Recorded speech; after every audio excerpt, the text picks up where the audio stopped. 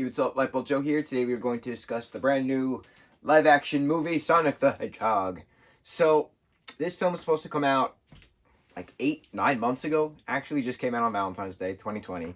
And the Sonic that we were presented is not the Sonic that was presented to us almost a year ago.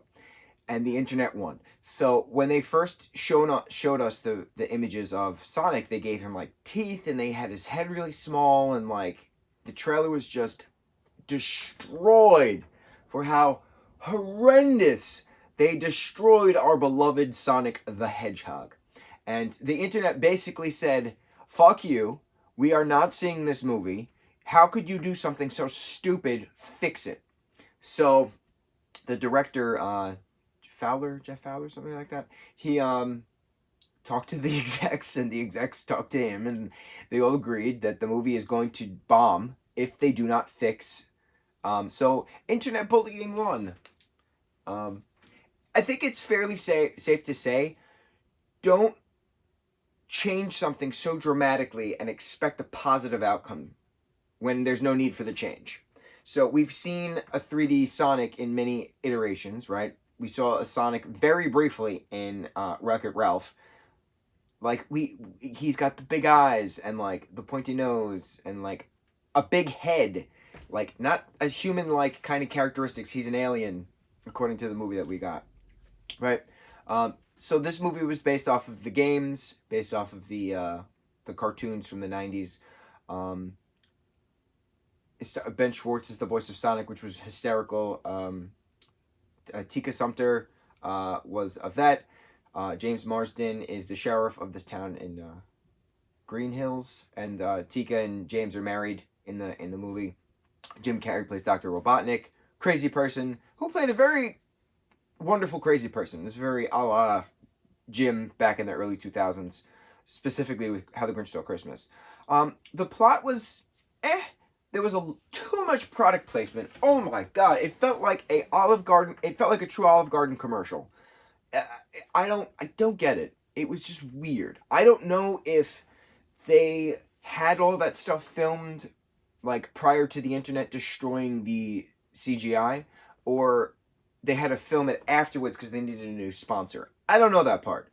I don't need to know that part. The funniest line in the whole damn movie was when Sonic and James were on their buddy road trip, because that's basically what this movie was. It was a buddy road trip. James is trying to get rid of the drones that are attacking them from Dr. Robotnik, and Sonic takes the wheel, has no idea how to drive. He's like a teenager. And he's like, oh, I feel like Vin Diesel. It's all about family, Tom. It's all about family. And it's funny because James' character in the movie, his name's Tom, and Sonic is referencing Dominic Toretto, played by Vin Diesel. That was the part I laughed the most at. I don't know if I was supposed to, but that is the part that I laughed the most at. I thought it was hysterical. Yeah, it was good. A lot of people like it, but it wasn't terrible. I don't plan on seeing it anytime soon again. There's a distinct difference. Birds of Prey I saw literally twice within a matter of 3 days from each other. Incredible movie. Sonic was good.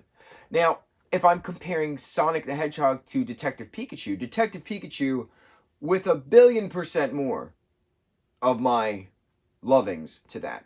I think because Pokemon were the centric force of that film. There was not one scene without a Pokemon kind of thing.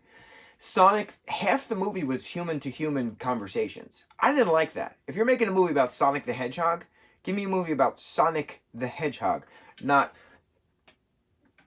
James and Tika starring Ben, co-starring Ben. I didn't like that. I honestly, I didn't like that. If I needed a movie about humans discussing human stuff, I'd go watch a movie about humans. But I went to see a movie about Sonic the Hedgehog, not humans. Meh. It was good. Watch it. We'll talk about it. Mucho mahalo.